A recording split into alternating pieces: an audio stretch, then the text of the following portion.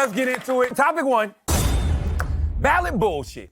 Stacey Abrams was the Democrats' saving grace in 2020 when she mobilized enough voters to flip Georgia blue, and they picked up 2 Senate seats. But she's having a rough week.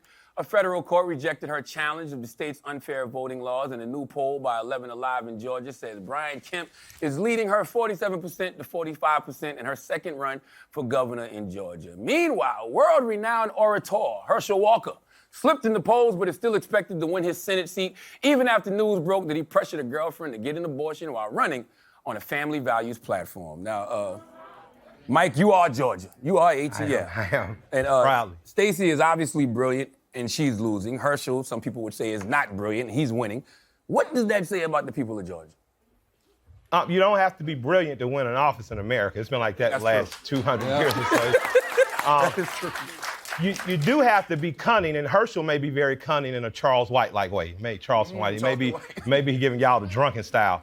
But in a state like Georgia, you have to meet people where they are for real. And what I mean is, I'm from Atlanta, and 15 minutes outside Atlanta is Georgia.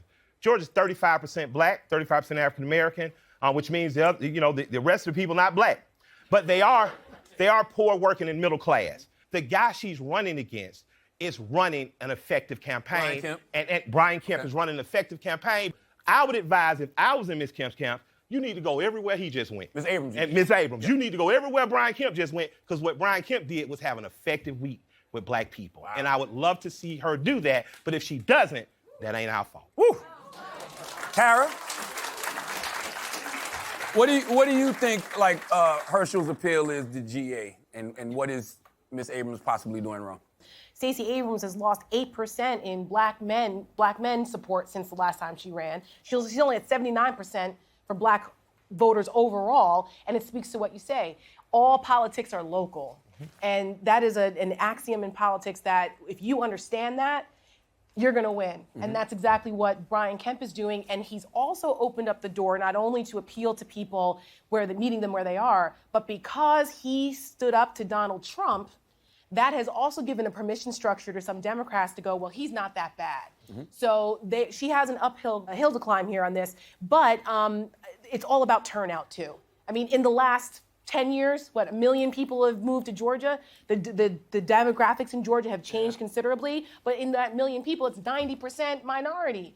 And yet she's only at 79%. So, That's interesting though. But the Herschel Walker thing, I think Herschel's a good communicator. Yeah. I think majority of people in Georgia probably sound like him and can relate to him more than they can, in academia. Yeah. That's what they could say about Donald Trump. Wait, yeah, that's my question. I'm obviously not as intellectually fit as Tara and Killer Mike. I thought if 2016 taught us anything is to be cunning, like you said. You got to say the craziest stuff. Stacey Abrams, for all I know, I'm from New York, but I know her to be respectful, noble, decent human being. What are you doing? You wasting your time. She out here being Ashanti. You need to be the city girl. That's what you need to be. Yo, if she came out tomorrow and was like, we're going to take these white men, we're going to take all their money, get them pregnant, kick them out the house, people would be like, yo, Stacey in her bag. That shit. Listen, we need to expect better of our politicians. We need to demand better of the people that we vote for. And Herschel Walker is a disgrace. And I think the people of Georgia really need to stop and think about, is this really who we want to represent us? Yeah. And I think also he's a token. Republicans put up the black guy against the black guy senator and thought, aha, we've got one. And if we vote for him, we're not racist. See, we voted for that black guy. Meanwhile, the candidate is terrible and an embarrassment. He shouldn't be anywhere near anybody's Senate office. He needs to be getting mental health therapy and therapy for his CTE and taking care of his kids. Mike, you got a lot of flack when you met with Brian Kemp, but some great things have come of that, all right? Both of them pray to white Jesus. That's always nice. I just want to say that. And I just say that because much of the stuff that's been used to malign Walker to black men has been used to malign Warnock. And it's just, I don't like for black people to go for that. So when we're talking about moral objectivity, most politicians ain't shit and they're whores for money. That's right. And that's just what it is. So, but then don't vote them in. But the question is, which prostitute is working my strip for me?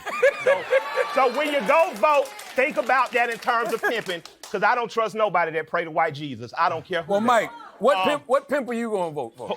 I'm a player, man. I'm going to hold my vote. You know what I mean? But what I say is, look for the quality of work that they're giving your community, not the personality. Right. We need policy.